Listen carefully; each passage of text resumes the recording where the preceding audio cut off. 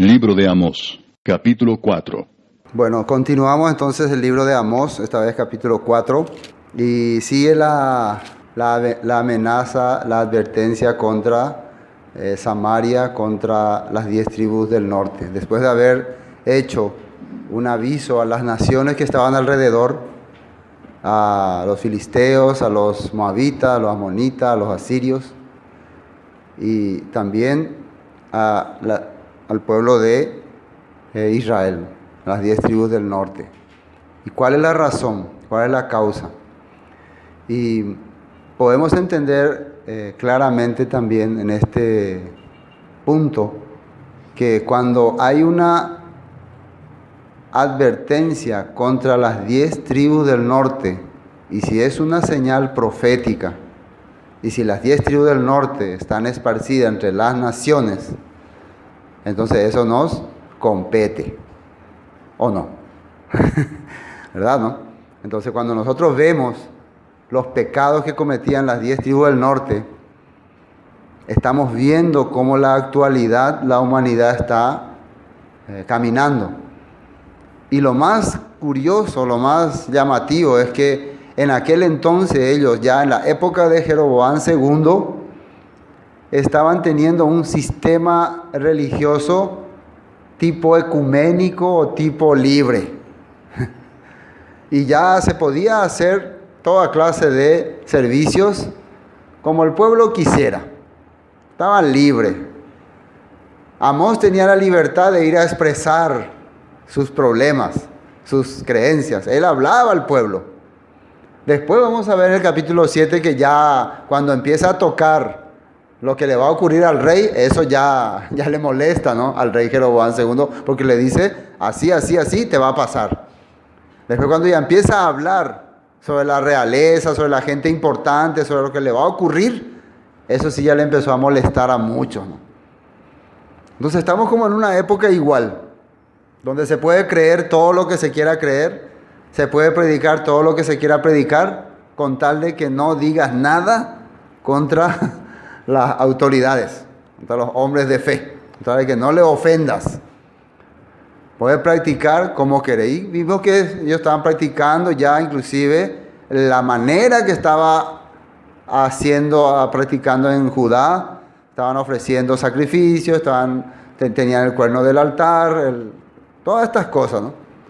Pero totalmente con una vida corrupta. Arrogancia, orgullo, despilfarro de riquezas, menosprecio y maltrato a los más simples, a los más débiles. Esclavitud, también existía la esclavitud, sin aplicar las leyes establecidas por la Torá. Ya ellos, no, va a ser mi esclavo más años, no importa. Vendían a cualquier persona. Entonces un país que estaba ya viviendo socialmente una situación bien corrupta y corrompida, pero aparentemente gozando de mucha prosperidad. Entonces siempre algunos países se jactan, ¿no?, de que hay prosperidad, hay progreso, hay dinero, hay abundancia, pero el problema es que hay pecado. ¿Sí o no? Hay pecado, hay suciedad en la vida. Y esto es lo que el Padre está observando. Y advierte, y avisa, y jaque outa, jaque pea. Y el pueblo, como la comodidad y la tranquilidad no te puede dejar ver esas cosas, vive feliz. ¿No? Como decíamos hoy en Proverbios, antes, el que me halla, el que temprano me busca, ¿no? Así decía, ¿no? Me halla el que temprano me busca. ¿Qué representaba eso? El que antes que vengan las situaciones duras y difíciles, ya estaba buscando la palabra, haciendo las cosas a tiempo, ¿no? Si no, tiene muchos problemas. Eso nos ocurre muchas veces a nosotros, ¿no? Sí. Bueno, esa es la introducción. Bueno, vimos el capítulo 3, el rugido del león, ¿no? ¿Qué representaba el rugido del león? Cuando el león está haciendo su rugido, después ahora en la grabación voy a poner el efecto especial, ahí está avisando de que está a punto de ir tras la presa, de que ya vio su presa. Entonces ya empieza a rugir. Entonces nos está advirtiendo el Todopoderoso, ya está rugiendo, quiere decir que ya está la presa, ya joma pendera puicuerina, peyeyocoque. Y después ya habla que también están rugiendo los leoncillos. Quiere decir que ya, Pepe ya tú ya rama tú la presa. Yo ya jama cueva o guarida. ¿Ve? Entonces los leoncillos rugen cuando ya la mamá leona trae ya la presa que ha atrapado. ¿Y quién creen que es la presa? Samaria, ¿no? Samaria, ¿no? Y hay mucha advertencia. Terminemos con esta parte del capítulo 3, versículo 13. 3:13 dice: oíd y testificad contra la casa de Jacob. Ha dicho el Eterno Elohim de los ejércitos, que el día que castigue las rebeliones de Israel, castigaré también los altares de Betel. Y estamos viendo que era Betel el lugar donde ellos habían establecido el altar del holocausto, una copia de Jerusalén, y también habían establecido el becerro de oro y todas esas adoraciones que había hecho Jeroboam I en el pasado, ¿no? Inclusive las fiestas cambiaba de fecha, en vez de ser el 7º mes, lo cambió al 8º mes, y había puesto gente de su confianza como sacerdotes. Todos estos puntos ya ellos estaban haciendo, y llegó a tanto la adoración a hacerse ahí en Betel, que la gente creía que eso era la verdad, y debatía y discutía con los de Judá. Esta es la manera correcta, ustedes están corrompidos. ¿Se acuerdan del encuentro de la mujer samaritana con Yeshua? Nuestros padres nos enseñaron que en este lugar es donde se debe adorar al Todopoderoso. Pero ustedes los judíos dicen que en Jerusalén. Ahí empezó ya, hasta ese tiempo estaba corriendo todavía esta creencia, ¿no? Y serán cortados los cuernos del altar y caerán a tierra. Y heriré la casa de invierno con la casa de verano, y las casas de marfil perecerán. Y muchas casas serán arruinadas, dice el Eterno. O sea, todas sus mansiones, todos sus lujos, todos sus templos caerán. El orgullo de ellos eran sus edificaciones. Los reyes, los hombres importantes de Israel, de las tribus del norte, se jactaban por traer materiales caros. Ya que Salomón en su época también empezó a edificar cosas caras y a lucirse, ellos dijeron, eso no podemos quedar menos. Y empezaron también a hacer cosas exuberantes para exaltar su fe, que era una fe, según ellos, en ese tiempo, Jeroboam II, en el Elohim de Israel, pero a su manera. Estamos viendo entonces una perfecta división entre el sur y el norte, perfectamente. Una creencia que esta es la verdad, nuestros padres nos hicieron entender este punto, ustedes ahí se corrompieron en Judá, ustedes son judaizantes, ustedes bla, bla, bla, bla, bla, bla. Ahora el Todopoderoso está con la nueva Israel, la nueva Israel, la Israel espiritual. Y ese es el sistema que estamos viendo, ¿no? Que hoy ¿dónde vemos esa similitud? ¿En dónde se observa eso? En la cristiandad tradicional, ¿no? Por eso podemos decir que cuando este aviso está saliendo, ya más o menos podemos ver proféticamente hacia quién está apuntando. En aquel tiempo directamente apuntaba a las 10 tribus del norte que estaban a punto de ser enjuiciadas. Estamos a unos 25 años aproximadamente de que caiga el juicio sobre las tribus del norte. El león ya está rugiendo. Así que, peyeyocoque. Pero proféticamente esta gente serían esparcidas entre las naciones y esta profecía seguía teniendo vigencia. Bueno, ahí terminó el capítulo 3. Ahora entremos al capítulo 4. Es una continuación. Continúa nuevamente. Dice, oíd, presten atención. Ese es oíd, ¿no? En guaraní sería peyapusacaponaque. ¿Sí? Peyapusacaponaque la etapa PM. Ani que ojasapen de jehui, va bebé. Todo lo que significa oír, ¿no? Bueno, oíd esta palabra, vacas de Basán, que estáis en el monte de Samaria. Y me imagino que las vacas se habrán sorprendido mucho, ¿no? Que no me diga que viene juicio contra nosotros, ¿no? Contra las vacas de Basán. Después vamos a aclarar. Que oprimís a los pobres. Qué terrible estas vacas, ¿no? Y quebrantáis a los menesterosos, hombres necesitados, ¿no? Que decís a vuestros señores, traed y beberemos. Y para tener una mejor interpretación de este versículo, yo busqué otra versión y vamos a ver qué dice ahí. Vamos a ver ahí. Y ahí ya está el significado exacto, ¿no? Y ustedes, mujeres de Samaria. ¿Cómo le llamó? Yo no quise decir. ¿Cómo le llamó en Reina Valera? Entre paréntesis, cuña, cara y cuera, alias vacas de Basán. Y después le voy a explicar por qué vacas de Basán, ¿no? Eso es bueno. Vaca cuera. Bueno. Y ustedes, mujeres de Samaria, escuchen lo que tengo que decirles. Ustedes están gordas como vacas de la región de Basán, pues maltratan y humillan a los pobres y a sus propios maridos les piden vino para emborracharse. Ahora, ¿por qué le habla así tan feo este profeta Amós, no? Yo creo que este está queriendo ligar, ¿no? Lo peor que puede decir es compararle a las mujeres como vacas, ¿no? O es feo eso, ¿no? Pero bueno, no es exactamente por la gordura que le está diciendo vacas, ¿no? Ese territorio de Basán era un territorio que se le dio a la tribu de Manasés, ahí al norte. Creo que había un rey ahí, el rey Og de Basán, ¿no? Fue conquistado por los hebreos.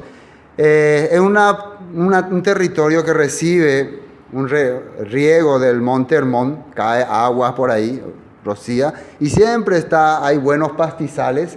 Y también más al fondo, en algunas orillas, tienen unos árboles especiales. Era una zona especial para criar ganado. Entonces los animales vivían muy feliz ahí, ¿no? Tenían todas las necesidades, no les faltaba nada. Vivían felices, entonces comían bien, estaban bien robustas, bien sanas, felices. Entonces está comparando con Samaria, que ahora mismo está recibiendo todos los beneficios, está viviendo una época próspera, no le falta nada. Entonces le está comparando con estos animales, ¿no?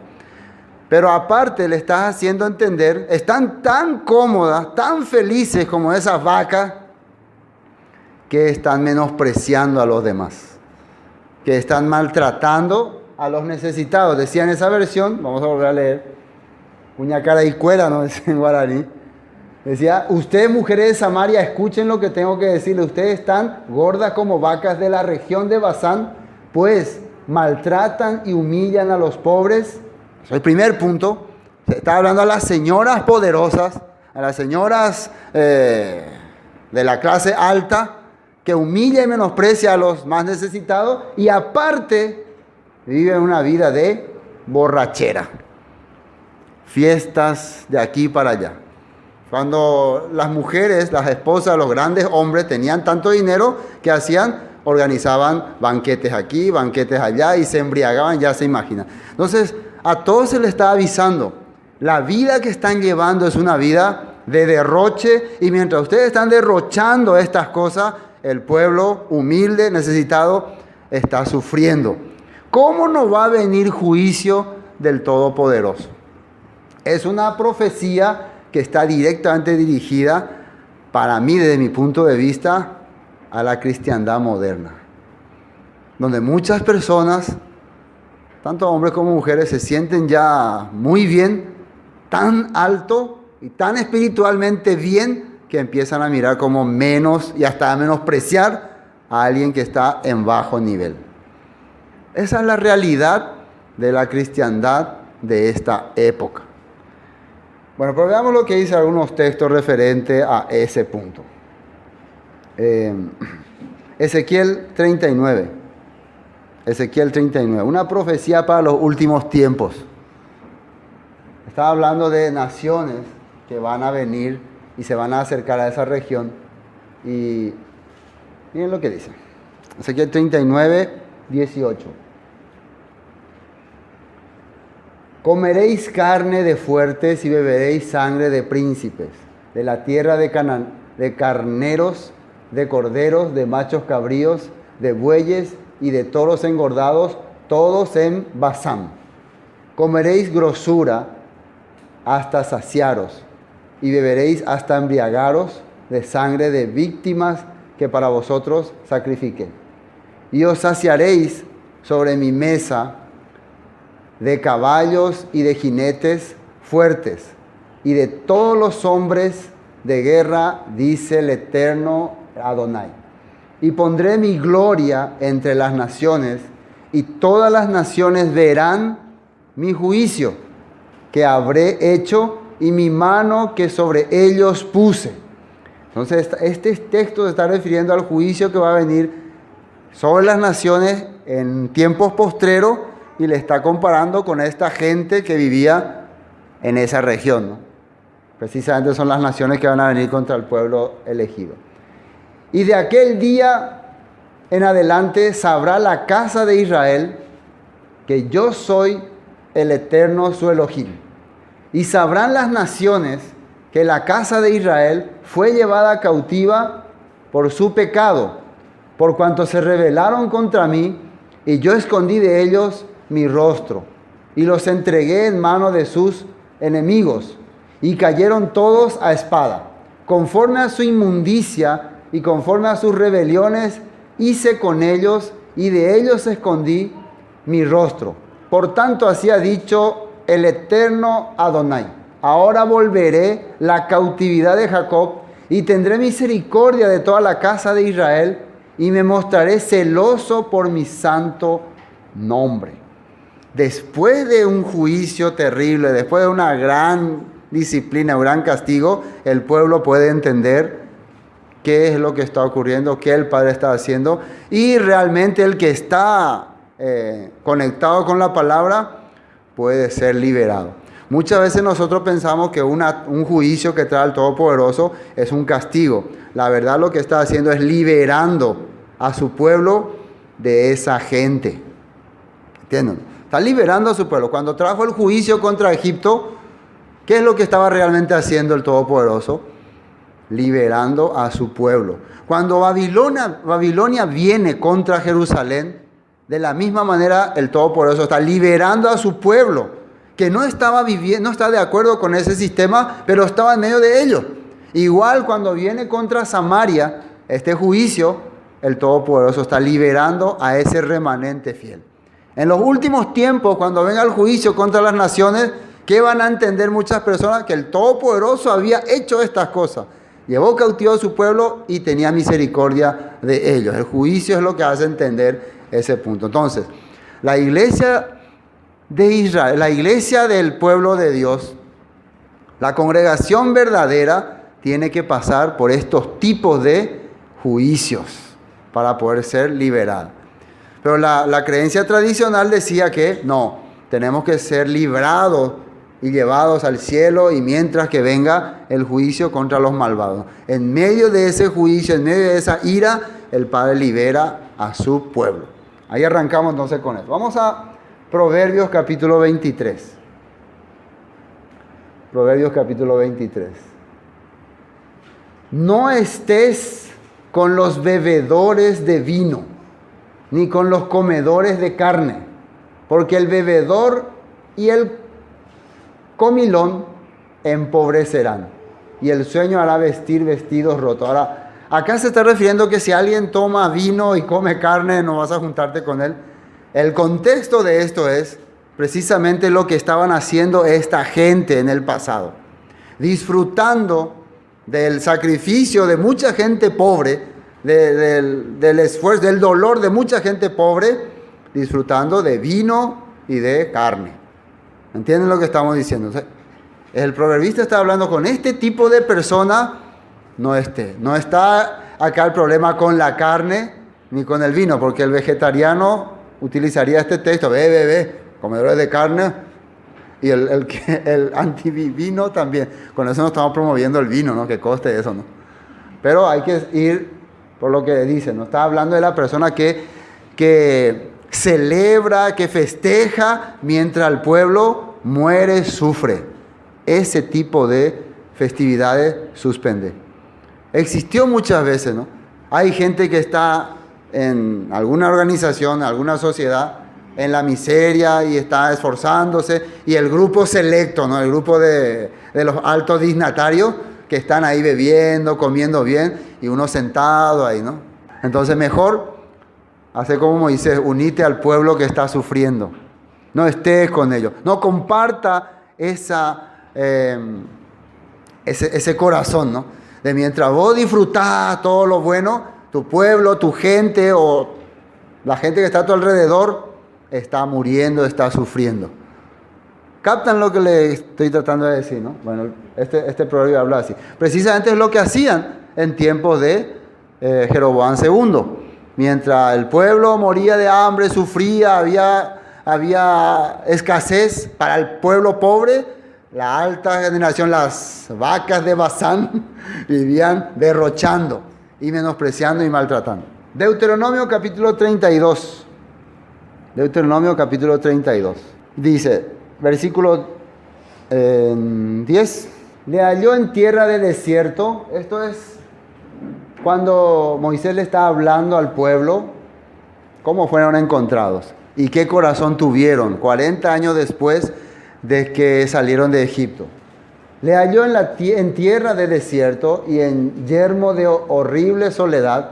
Lo trajo alrededor, lo instruyó, lo guardó como a la niña de sus ojos. Como el águila que excita su nidada, revolotea sobre sus pollos, extiende sus alas, los toma, los lleva sobre sus plumas. El Eterno solo le guió y con él no hubo Dios extraño.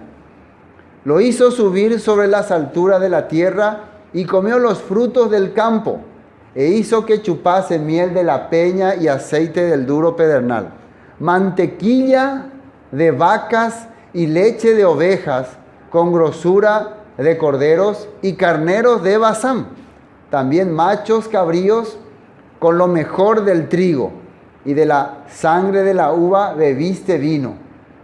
Pero engordó Jesurún y tiró coces, engordaste, te cubriste de grasa. Está refiriéndose a su corazón más que todo. Te llenaste, recibiste toda la abundancia, todos los beneficios de la tierra y se te subió en la nube la grasa. En la mente se subió la grasa, ¿no? Dice, entonces abandonó al Elohim que le hizo y menospreció la roca de su salvación. Fíjense que esto está hablando todavía antes de entrar a la tierra prometida. Esto ellos tenían como libro de registro. Esto es la Torá, esto es enseñanza, esto es una instrucción para que el pueblo pueda entender por qué sufrió esos 40 años, por qué tuvieron que morir muchos, por qué fracasaron, porque recibieron todo y en vez de agradecer al Todopoderoso fueron rebeldes. Qué cosa, ¿no? Qué bárbaro. Entonces abandonó al Elohim que lo hizo y menospreció la roca de su salvación. Le despertaron a celos con dioses ajenos, lo provocaron a ira con abominaciones, sacrificaron a demonios y no a Elohim, a dioses que no habían conocido, a nuevos dioses venidos de cerca que no habían temido vuestros padres. De la roca que te creó, te olvidaste. Te has olvidado de tu Elohim, tu creador, y lo vio el Eterno y se encendió en ira por el menosprecio de sus hijos y de sus hijas. De la roca que te creó, te olvidaste. Hasta ahí está bien. Lo estamos viendo, ¿no? ¿Dónde estamos leyendo esto? En la Torá, en la instrucción. Me van a decir que el pueblo de Israel no sabía nada. No sabía lo que había ocurrido, no entendíamos, no sabíamos. No se sabía. Por eso es importante que nosotros podamos conocer lo que dice la palabra, para ver qué es pecado para Elohim. Bueno, volvamos a Amós. ¿En qué versículo estábamos? Todavía uno, ¿no? Las vacas gordas. Entonces entienden ya ahora qué son las vacas gordas, ¿no? Exactamente, señoras gordas, ¿no? Engordadas de orgullo, engordadas de soberbia, Mi marido es el comandante, mi marido es el general, mi marido es el duque de tal cosa, mi marido, y ahí pureando cada uno quién es su marido. Y mientras el pueblo sufriendo, haciendo banquetes, solicitando vinos y, dice ahí, emborrachándose.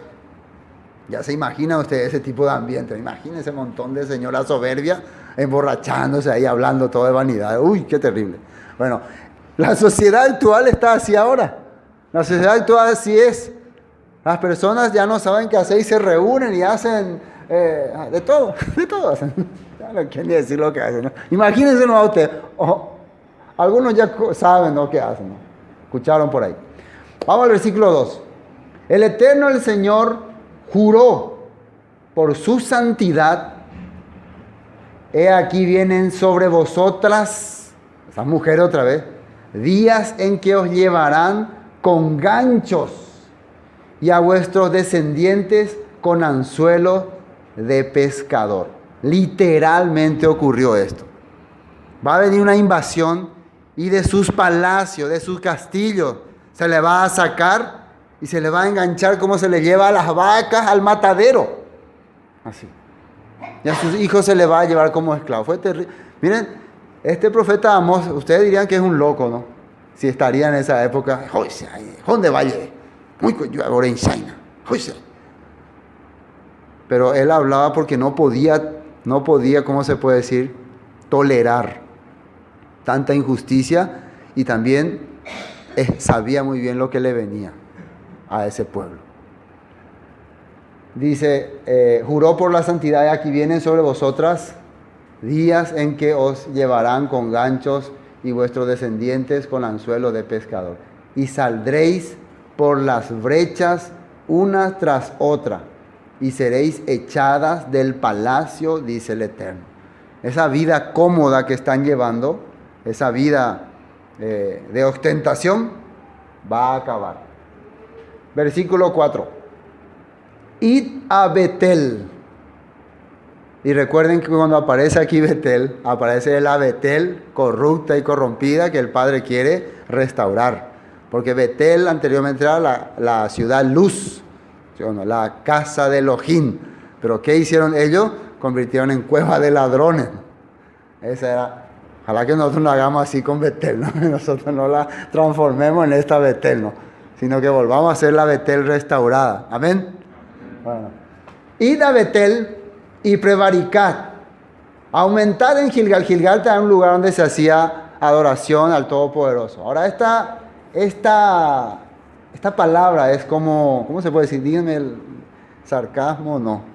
Ironía, no. Algo como que hagan estas cosas, pero la verdad es que ya no hay remedio con ustedes. Entonces, pejoa tu bellapola, pellaposea. ¿Cómo se dice eso, no? Irónicamente, ¿no? Vayan y hagan esto, hagan aquello, hagan esto, pues sabiendo que están haciendo todo por fachada nomás. Están usando esa casa de Elohim, esa ciudad luz, para hacer lo que les desagrada. Entonces, pejón te va a pillar popona. Ya no pende pojabeima. Bueno, id a Betel y prevaricad. Hagan las cosas que quieran hacer. Aumentad en Gilgal la rebelión. Traed de mañana vuestro sacrificio y vuestros diezmos cada 3 días. Ofreced sacrificio de alabanza con pan leudado y publicad ofrendas voluntarias, pues así lo queréis, hijos de Israel, dice el Eterno.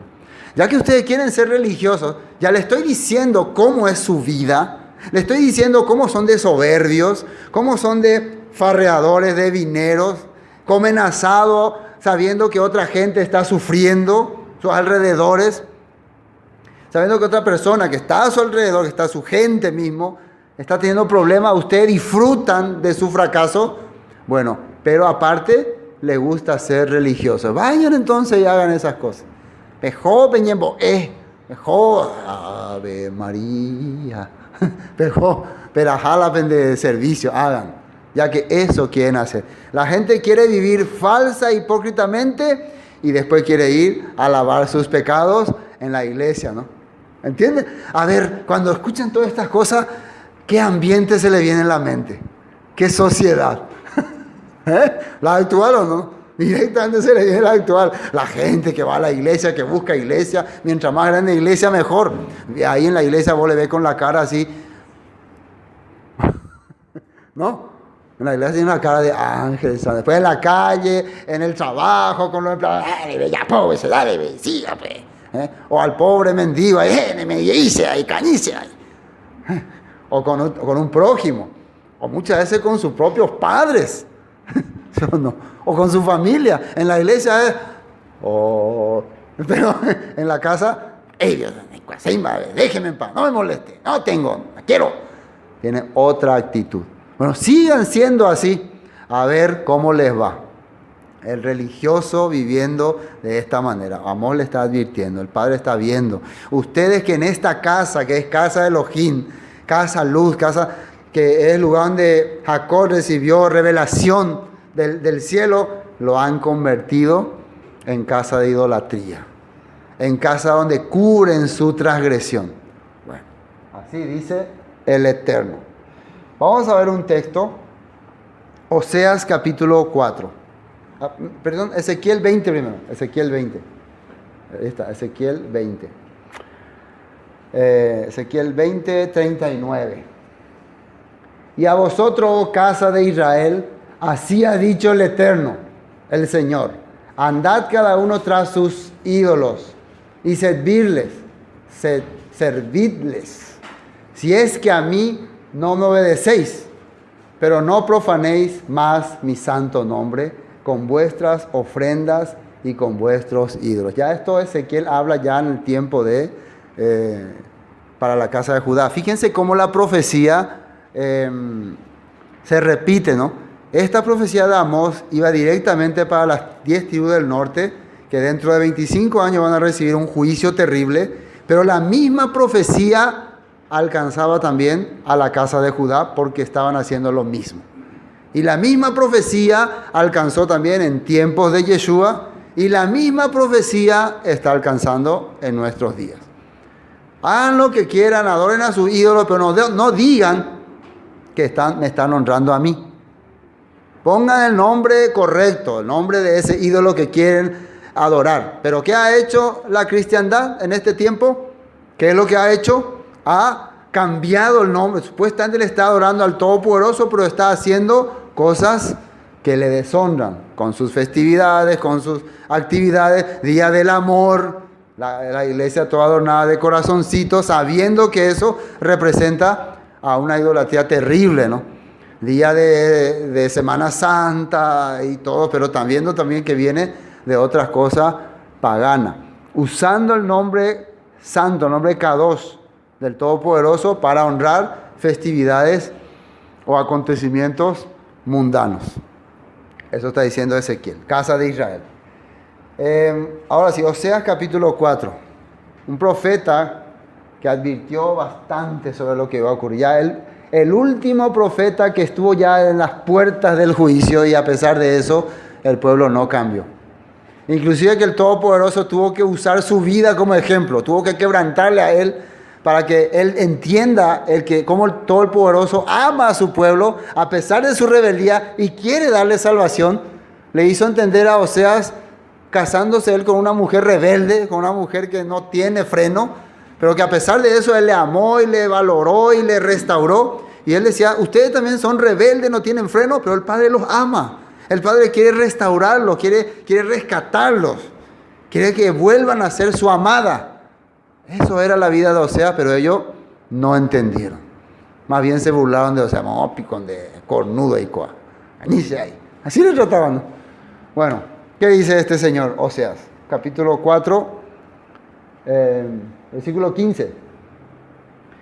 Si fornicas tú, Israel, a lo menos no peque Judá, y no entréis en Gilgal, ni subáis a Ben, ni juréis, vive el Eterno. Porque como novilla indómita se apartó Israel, los apacentará ahora el Eterno como a corderos en lugar espacioso. Efraín es dado a ídolos. ¿Qué dice ahí? Déjalo, ya no tiene solución, ya no hay caso. Vamos a Isaías 5. Isaías 5. Isaías 5, versículo 12. Y en sus banquetes hay arpas, vihuelas, tamboriles, flautas y vino. Y no miran la obra del Eterno, ni consideran la obra de sus manos.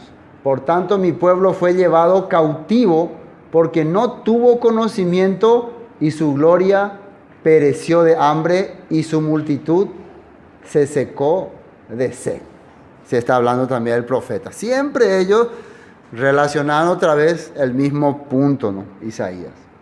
Continuemos con Amós. ¿Dónde estamos? Versículo 3. 4. En Betel y Prevaricá, esto ya habíamos visto, ¿no? Versículo 5. Ofreced sacrificio de alabanza con pan leudado y proclamad, publicad ofrenda. Eso ya leímos también. El 6 vamos. Os hice estar a diente limpio en todas vuestras ciudades, y hubo falta de pan en todos vuestros pueblos, mas no volvisteis a mí, dice el Eterno. Y acá vamos a ver una cosa importante. Les va a decir, para evitar esta tragedia grande, para evitar esta cosa horrible que les va a venir, yo les quebranté un poquitito. Les hice sufrir un poquitito, porque mi idea era evitar que sufran demasiado, evitar que vean a sus hijos ser llevados como esclavos, que vean a sus mujeres ser violadas, asesinadas. Yo quería evitar eso, entonces les traje un poco de aflicción, pero por lo visto no entendieron, no pudieron captar mi mensaje. Lo mismo está ocurriendo en este tiempo. El Todopoderoso trae, ¿no?, problemas, dificultad, aflicción para despertar nuestra mente, para poder abrir nuestro entendimiento y ver si estamos caminando en lo correcto o en lo incorrecto. ¿Sí está diciendo aquí? Vamos a Isaías 26. Isaías 26. Versículo 11. Isaías 26, versículo 11. El Eterno, tu mano está alzada, pero ellos no ven. Verán al fin y se avergonzarán. Los que envidian a tu pueblo y a tus enemigos, fuego los consumirá. El Eterno, tú nos darás paz, porque también hiciste en nosotros todas nuestras obras. Y así iba hablando de todas las cosas que hacía para poder cambiar su corazón. Vamos a Jeremías 5, versículo 3. Jeremías 5, versículo 3. Yo ahora puedo entender muy bien los profetas como Jeremías, también como Isaías, en dónde estaba la base también de su enseñanza. Aparte de la Torá, había ya escritos de profetas antiguos que ya habían advertido bastante a los israelitas. Oh Eterno, no miran tus ojos a la verdad. Los azotaste y no les dolió. No les dolió, no. Los consumiste y no quisieron recibir corrección. Endurecieron sus rostros más que la piedra. No quisieron convertirse. Entonces, en este capítulo, ya Jeremías, hablando sobre Judá, está advirtiendo, muchísimas veces le diste chicote, le diste garrote, le hiciste esto para que cambien su mentalidad, ¿verdad?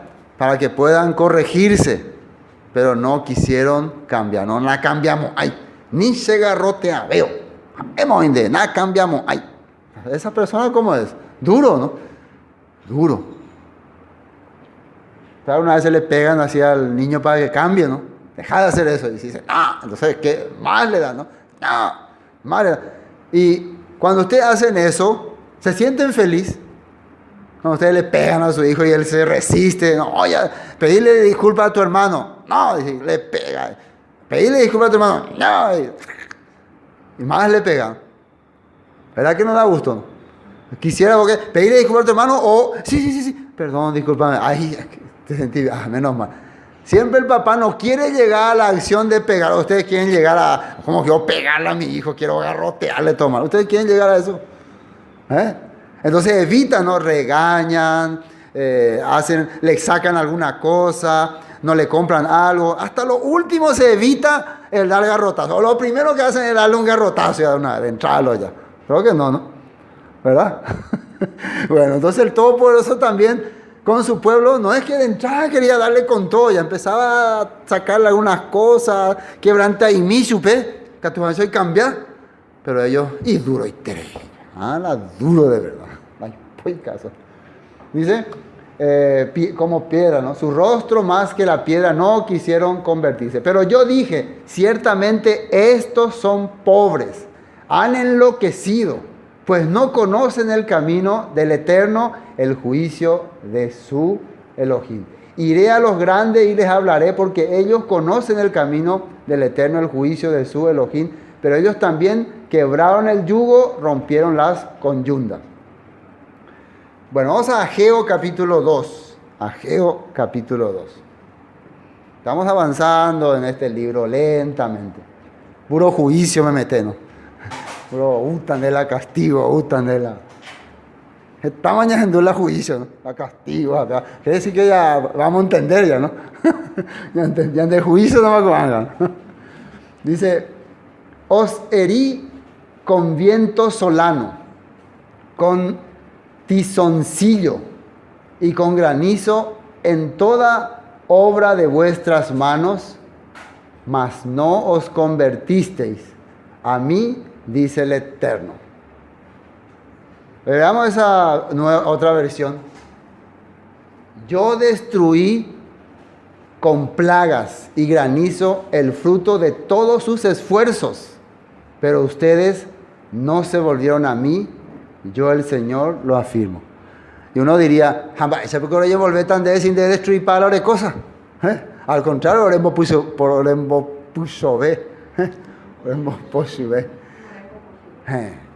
Nos hiciste enojar más, pero hay que entender, si estas cosas ocurrieron, hay una escritura, hay un estatuto, hay un reglamento, hay un código civil, religioso, hay un lugar donde dice por qué. ¿Sí o no? Ustedes no tienen que pensar, ¿por qué Dios hace? No, hay un lugar donde dice por qué. Examínate, observa cómo está caminando. Si no haces conforme a todo lo establecido por mi palabra, te vendrá esto, te vendrá aquello, tus graneros fracasarán, toda tragedia ocurrirá en tu vida. Unos años antes del profeta Amós, había un profeta en Judá que estaba hablando en momentos en que venía una gran plaga a la tierra de Israel. ¿Quién era ese profeta? ¿Quién se acuerda? Joel, ¿no? Joel. ¿Sí o no? Joel. Entonces Joel, él, ¿qué había hablado? También de lo que iba a venir. Y en ese momento estaba el país siendo atacado por unas plagas de langostas que destruían todas las cosechas, que acababan con todo. Entonces Joel estaba haciendo entender, esto que está ocurriendo no es nada. Esto representa que va a venir algo de verdad. Estos son figuras de ejércitos que van a venir a arrasar la tierra, a desmembrar el país y a llevar al pueblo cautivo. Así hablaban. La gente, ¿cómo le escuchaba? Bueno, gracias. Ya entendimos el recado. Puedes retirarte nomás. No escuchaba. Entonces acá ya años después, cuando ya estamos a las puertas de este juicio, Amós les dice, el Padre les dio con todo, les dio así, les golpeó para ver si se daban cuenta que está ocurriendo en sus vidas algo que la Torá, el mandamiento de Dios dice que va a ocurrir si no cumplen mi palabra, que se está haciendo verídica mi palabra, que se está manifestando mi escritura, pero pena cambia la pende corazón. Pende, duro voy, son muy duros. Ya la voz de Joel, ahora la voz de Amós, y después vino otra vez la voz de Oseas. Último, ¿pueden decir que el Padre no ama a su pueblo? ¿Verdad que no? Pero recuerden que dentro de ese pueblo rebelde existía un remanente fiel que estaba sufriendo. Porque el remanente fiel es atrapado por una sociedad corrupta. Esa es la verdad. Está el grupo ahí que está fiel al Todopoderoso, pero ¿qué puede hacer si toda la sociedad está corrupta? Más que, Señor, ayúdanos, libéranos de este martirio. No te preocupes, iré a liberarte. Entonces tiene que traer juicio contra esa nación, contra ese pueblo y liberar a ese remanente fiel. Va a ser lo que va a ocurrir en los tiempos que venga Yeshua. Él está escuchando a su pueblo que está clamando, como Israel cuando estaba en Egipto. Estaban clamando, este pueblo nos oprime, nos maltrata, abusa de nosotros, pueblo idólatra. Ven, libéranos, sálvanos. Y ahí aparece Moisés. Así también, en este tiempo. Bueno, Lamentaciones 3:2. Lamentaciones 3:2. Dice, me guió y me llevó en tinieblas y no en luz. Ciertamente contra mí volvió y revolvió su mano todo el día. Entonces, ya Lamentaciones, ¿quién lo escribió? Jeremías, ¿no? Jeremías, por eso Lamentaciones, ¿no? ¿De qué se está lamentando él? ¿De qué se lamenta él? ¿Qué creen que hizo que Jeremías se lamente y haya escrito lamentos o lamentaciones? Que el pueblo, después de tanto que se le avisó, tanto se le habló, no escuchó, no entendió, no pudo captar. Entonces es como para lamentarse. Qué lamentable, ¿no? Vamos a Amós. Ahora sí, continuemos con Amós. Entonces, os hice estar a diente limpio, versículo 6, en todas vuestras ciudades, y hubo falta de pan en todos vuestros pueblos, mas no os volvisteis a mí, dice el Eterno. Sigue, ¿no? También os detuve la lluvia 3 meses antes de la siega, e hice llover sobre una ciudad, y sobre otra ciudad no hice llover. Sobre una parte llovió, y la parte sobre la cual no llovió se secó. ¿Se acuerdan de algún acontecimiento que había ocurrido con Israel sobre este tema? ¿Se acuerdan? ¿Cuándo fue que llovió, no llovió? Tiempo de Elías, ¿no? El rey Acaz, el rebelde que idolatró todo. Entonces, sí o sí el Padre cuando traía estos tipos de castigo, era para que ellos reflexionaran. ¿Cómo está el pueblo? Elías es la culpable, Yayucana, tipo, ahora maldecí. No. El tío le dejé maldición. Busquen a Elías. Siempre la gente le quiere culpar al que dice, peso Yehutandé, por tu causa me pasó donde hoy se maldecí. No, era parte de lo que decía la Torah. Y yo lo que quería es que cambien su corazón. Eso quería, que entiendan con este quebranto que está ocurriendo. Y venían 2 o 3 ciudades a una ciudad para beber agua, y no se saciaban. Con todo no os volvisteis a mí, dice el Eterno. Os herí con viento solano y con oruga. La langosta devoró vuestros muchos huertos y vuestras viñas y vuestras higuerales y vuestros olivares, pero nunca os volvisteis a mí, dice el Eterno. ¿Y esto cuándo ocurrió? Ya estábamos mencionando recién. Tiempo del profeta Joel, vino oruga, langosta, acabó con las cosechas, arruinó todo. ¿Y el pueblo se dio cuenta que estaba mal? No, ¿verdad? El que está mal es Dios por no bendecirnos. Dios no está escuchando. Dios lo que nos hace, no. ¿Por qué Dios hace así estas cosas? Al final siempre le culpan a Él. Analicemos si estamos haciendo lo correcto.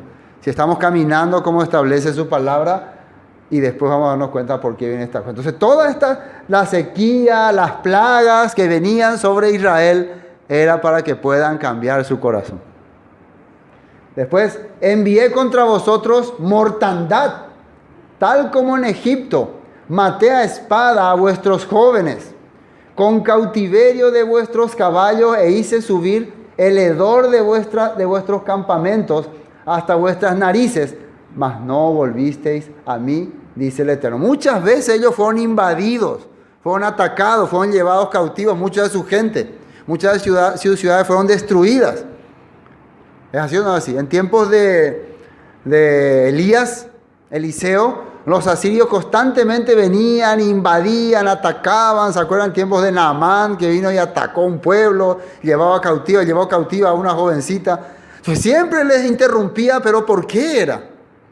Porque ellos eran muy fieles. Cuando Eliseo le dice, le manda a decir al rey, dígale a ese general que aquí hay profeta en Israel, que venga acá. Él no le tenía miedo al general asirio. Todas estas cosas ocurrían para que vean que ellos están viviendo en contra de la voluntad del Padre. Ningún leproso fue curado en Samaria, pero un sirio sí fue curado. Leproso Naamán, un enemigo. ¿Por qué? Porque él entendió el poder del Todopoderoso. ¿Qué dijo Naamán cuando fue curado? Ahora sé que en todas partes no hay ningún solo Elohim verdadero, sino en Israel. Pero en Israel no sabían eso. ¿Sí o no? En Israel no sabían que ellos tenían el Elohim verdadero, pero un sirio sí. Y el mismo Yeshua mencionó esto. Hasta un sirio, Naamán, entendió la verdad, y vosotros, seguidores de la Torá, entre comillas, no entienden estos últimos tiempos. No están captando lo que está ocurriendo. ¿Por qué? Estaban gordos, como las vacas de Basán. Estaban muy engordados, pero de cerebro. ¿Sí o no? Y puede ser de cuerpo también. Puede ser, no sé eso. No es problema si el cuerpo no va a engordar, pero si el cerebro ya está lleno de grasa, ahí sí, ahí ya no podemos pensar. Envié contra vosotros mortandad, tal como en Egipto. Maté a espada a vuestros jóvenes con cautiverio de vuestros caballos, e hice subir el hedor de vuestros campamentos hasta vuestras narices. Mas no volvisteis a mí, dice el Eterno. Os trastorné como cuando Elohim trastornó Sodoma y a Gomorra, y fuisteis como tizón, sería ceniza, ¿no? Escapado del fuego, sí. Mas no os volvisteis a mí, dice el Eterno. Toda clase de catástrofe, de tragedia, ocurrieron en esos tiempos. Catástrofes y tragedias, pero igual ellos no cambiaron. Por eso muchas personas piensan, ¿no?, que cuando hay catástrofe, tragedia en algún país, van a cambiar ellos su mentalidad. A partir de ahora van a creer ya en el Elohim de Israel, van a confiar. A partir de ahora va a ser diferente su mentalidad, pero vemos que igual, siguen siendo igual. No hay cambio, no se vuelven. Así que no ese es el problema entonces. Por tanto, de esta manera te haré a ti, oh Israel. Y porque te he de hacer esto, prepárate. Ella prepárate para venir al encuentro de tu Elohim, oh Israel. Bueno, porque va a venir una tragedia terrible, entonces ahora sí quiero que te encuentres con él. ¿Pues? Porque he aquí el que forma los montes y crea el viento y anuncia al hombre su pensamiento, el que hace de las tinieblas mañana y pasa sobre las alturas de la tierra, el eterno Elohim de los ejércitos es su nombre. Así está explicando. Y aquí termina Amós, pero aquí empieza la profecía de Yeshua sobre estos tiempos. Vamos a ver, Mateo 24. Y fíjense cómo tiene relación, ¿no?, lo que decía Yeshua y los apóstoles. Mateo 24, 33. A ver, que se quedó ahí, ¿no? No sale, ¿no? Bueno, voy a leer. 24, 33. Aquí es cuando aparecen los ángeles, ¿no? Se escucha la voz del ángel de Yeshua que aparece entre las nubes. Vienen los ángeles y le anuncia la llegada del Mesías, y dice así: así también vosotros, cuando veáis todas estas cosas, conoced que está cerca a las puertas. O sea, todas estas cosas que se refiere, si leemos todo el capítulo 24, dice señales antes del fin, las tribulaciones, los momentos difíciles que va a haber, todas estas cosas, cuando vean ustedes, entonces estén advertidos. ¿Se fue la señal de internet? Bueno, se fue la señal de internet. Sí. Bueno, vamos a ver otro texto. 24:37. 37. Mas como en los días de Noé, así será la venida del Hijo del Hombre. Porque como en los días de antes del diluvio, estaban comiendo y bebiendo, casándose y dándose en casamiento hasta el día en que Noé entró en el arca. Fíjense que Yeshua, esto es Yeshua, está avisando que los últimos tiempos va a ser como los días de Noé. ¿Y qué estaban haciendo en el tiempo de Noé? Antes de que entre en el arca, estaban viviendo como vacas de Bazán, ¿no? Viviendo la vida gorda, ¿no? La vida feliz, disfrutando todo lo que hay, mientras el juicio venía ya cerca.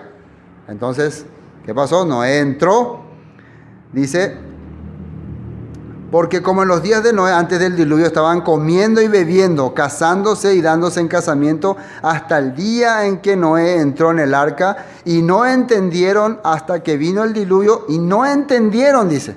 O sea que se le advirtió, se le avisó, se le andaba diciendo muchas veces, no entendéis igual, pero entendieron un día. ¿Cuándo entendieron? Cuando llegó el diluvio. Hasta que vino el diluvio y se los llevó a todos. Así será también la venida del Hijo del Hombre. ¿Cuándo es que mucha gente va a captar, va a abrir su mente? Cuando venga el juicio que estaba ya pronosticado y determinado por causas que la Biblia menciona. No van a decir la gente, pues no sabemos por qué ocurrió estas cosas. Estaban ya determinados. Marcos capítulo 13. Marcos capítulo 13. Dice así. Versículo 1.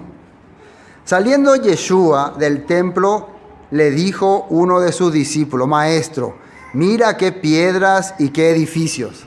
Esto es lo que le hace a los hombres jactarse. Mira qué templos, mira qué edificios. Ellos siempre, la gente cree que esa es la grandeza de Dios. Mirar la edificación, mirar la construcción, mirar las cosas grandes. Ah, aquí está Dios, aquí está Elohim. Porque vamos a tener un enorme edificio. Entonces los hebreos de ese tiempo pensaban así también. Mirá, Señor, enorme, enorme, enorme. Pero Yeshua, ¿qué le dice? ¿Ya funciona? Qué bien. Estamos en versículo 2. Marcos 13, 2. Yeshua respondió y le dijo, ¿ves estos grandes edificios? No quedará piedra sobre piedra que no sea derribada. Imagínense vos captándote de las maravillas. Estaba hablando de edificios religiosos, edificios del templo, edificios, cosas así, y que el maestro de la Torá, el hijo de Elohim, le rompa el orgullo a esos judíos diciéndole, esto no quedará piedra sobre piedra que no sea derribada. Jo apaitetacoa. Pregunta, ¿se cumplió eso? Sí. O te va ahora y mira dónde estaba el templo y se quedó plano. No quedó nada. Siendo que era algo que era enorme. Enorme. Solo quedó una base, que es el muro de los lamentos. Una base que estaba lejos. Todo fue derribado. Porque el hombre eso es lo que busca para jactarse. Lo que tenían también en Samaria, se jactaban de su edificio, se jactaban de sus construcciones. Todo va a desaparecer. Estamos hablando de lo que Yeshua está diciendo. Ya le dejamos a Amós atrás. Pero ahora Yeshua está confirmando para este tiempo lo mismo que Amós dijo para el tiempo de las 10 tribus del norte. Lo mismo que Jeremías dijo para Judá. Y lo mismo Yeshua dijo para ese tiempo y estos tiempos. Vamos a continuar. Versículo 3. Y se sentó en el monte de los... Se sentó en el monte de los olivos frente al templo y Pedro, Jacobo, Juan y Andrés le preguntaron aparte. Tenían interés, ¿no? Dinos, ¿cuándo serán estas cosas? ¿Y qué señal habrá cuando todas estas cosas hayan de cumplirse? Se nota que la gente, lo primero que quiere saber es fecha, ¿no? Yo quiero fechas. ¿Y cómo vamos a ver que está ocurriendo estas cosas? Él le dice, esto todo va a desaparecer, todo va a ocurrir. No, fechas, danos fechas. Un momento, ¿cuándo esto va a ser? Yo quiero saber ya. Vamos a ver qué le dice Yeshua. Yeshua le respondiendo le comenzó a decir, mira que nadie lo engañó. Primero que va a ocurrir que van a aparecer un montón de mentirosos. Montón de gente que diga esto, que diga aquello. Esa es la primera señal. ¿Estamos en esos tiempos o no? ¿Qué ocurrió en tiempo de Jeroboam II? Jeroboam II, ¿qué permitió? Que cualquiera que quiera enseñar lo que quiera enseñar, venga al país. Empezó a llenarse de falsos predicadores. ¿Qué ocurrió en tiempo de Jeremías? También hubo un montón de falsos profetas que decían, no, nosotros escaparemos del yugo de Babilonia. Falsos profetas. Entonces, ¿cuál es el comienzo de que va a venir el juicio? Empiezan a aparecer los yapuses, los mentirosos, los falsos profetas. Comenzó a decir, mira que nadie me engañe, porque vendrán muchos en mi nombre, diciendo, yo soy el ungido. Y engañarán a muchos. Y fíjense que acá dice, vendrán en mi nombre, diciendo, soy el ungido. ¿Qué sentido tiene esto? Como, vengo en el nombre de Jesús a decir que soy Cristo. O sea, lo que ellos van a usar es esa historia, ese recuerdo que tenemos de Yeshua, el que estuvo en Israel, en Judá, predicando. Eso es nombre, esa vivencia, diciendo, argumentando que ellos son ahora, que nosotros somos, que yo soy el ungido. Otra vez pregunta, en estos tiempos, ¿han escuchado de alguien que dice, yo soy Cristo, yo soy el ungido, yo soy... ¿Han escuchado o no? Bastante, ¿no? Hasta ahora hay una Cristo mujer y todo. Cristo fue mujer. Sale un eslogan, ¿no? ¿Te enteraste ya que Cristo era mujer? Bueno, de todo, la diosa madre de Corea, ¿no? Y de toda clase empiezan a aparecer. Cosas que no imaginamos que íbamos a escuchar, ahora estamos escuchando. Hay un Cristo peruano, hay un Cristo austriaco, hay un Cristo brasilero, hay un Cristo, no de otro,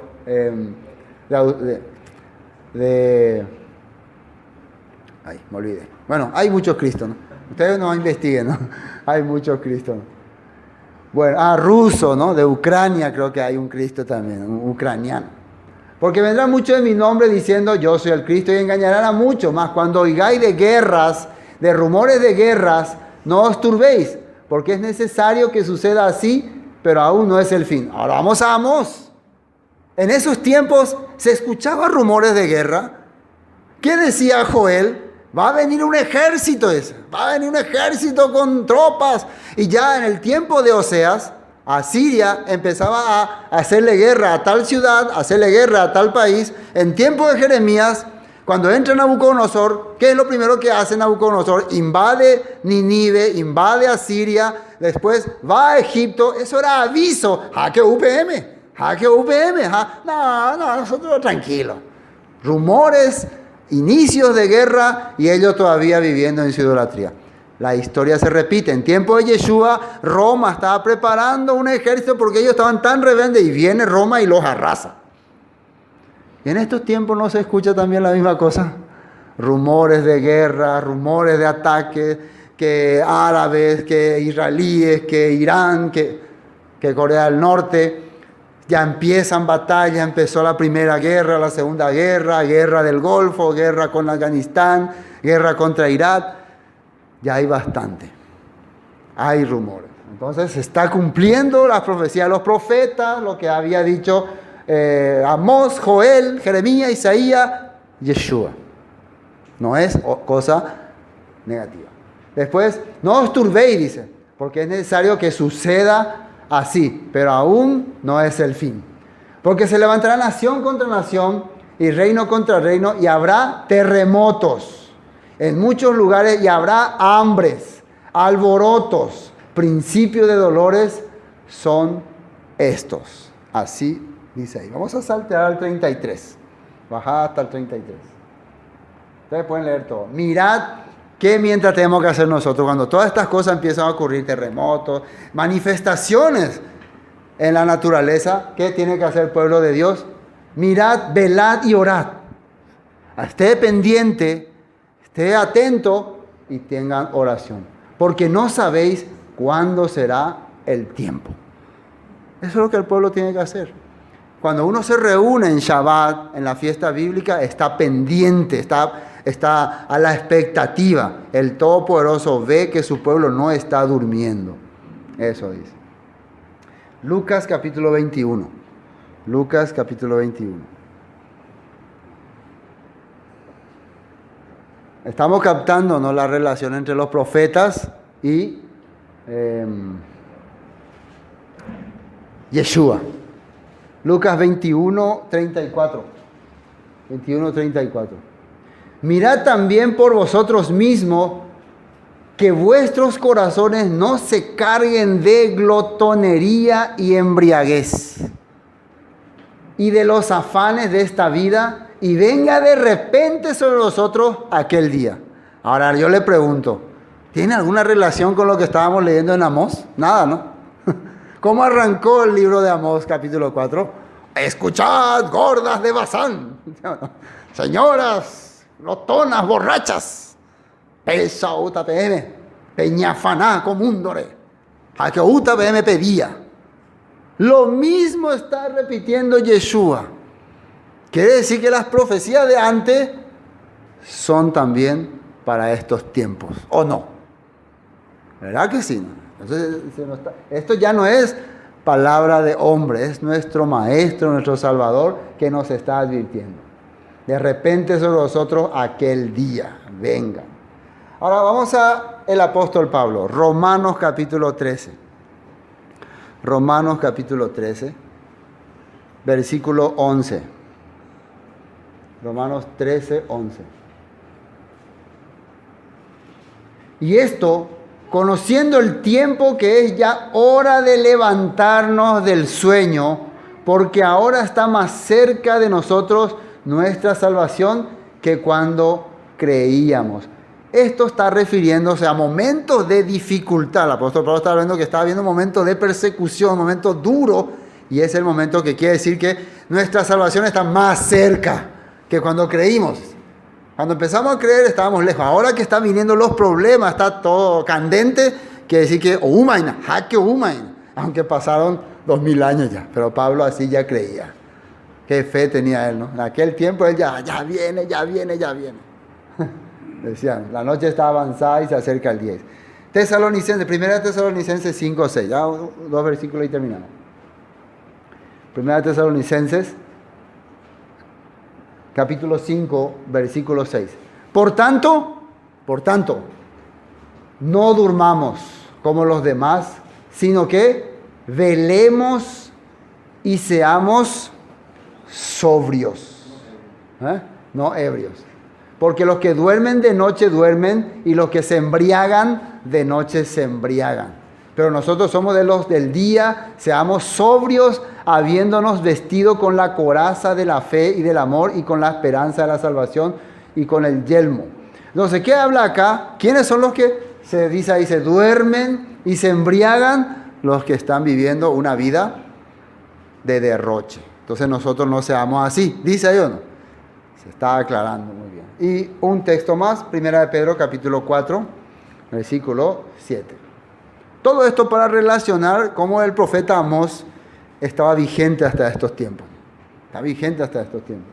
Era, según comentarista, el profeta Amós es el profeta que más habló sobre los tiempos finales, y el libro que más usaron tanto los apóstoles como Yeshua. O sea, cuando vos lees Amós, lo mismo que le estuviera leyendo al apóstol Pablo, al apóstol Pedro, a Yeshua, imagínense. Pero tan poco conocido por muchas personas, ¿no? Casi Amós, ¿de dónde puede ser? Amobio. No saben dónde. Fíjense lo que dice acá. 1 Pedro capítulo 4, versículo 7. Mas el fin de todas las cosas se acerca. Sed pues, otra vez, sobrios. Y sobrio es contrario de caullo. ¿Sí o no? ¿Sí o no? Sobrio es contrario de caullo. Y velad en oración, nuevamente. Y ante todo tened entre vosotros ferviente amor, porque el amor cubrirá multitud de pecados. A pesar de la dificultad, estén despiertos, tengan mucho servicio unos con otros. Pero al revés, la humanidad en los últimos tiempos va a pensar a tener rencor, odio, amargura, por cualquier cosa se va a odiar.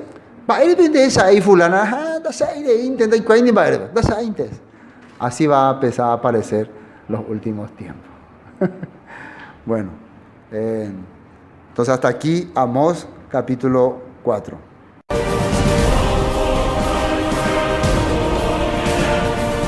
Esto fue Palabra de Vida Eterna, con el estudio del libro de Amós. Bendiciones y hasta pronto.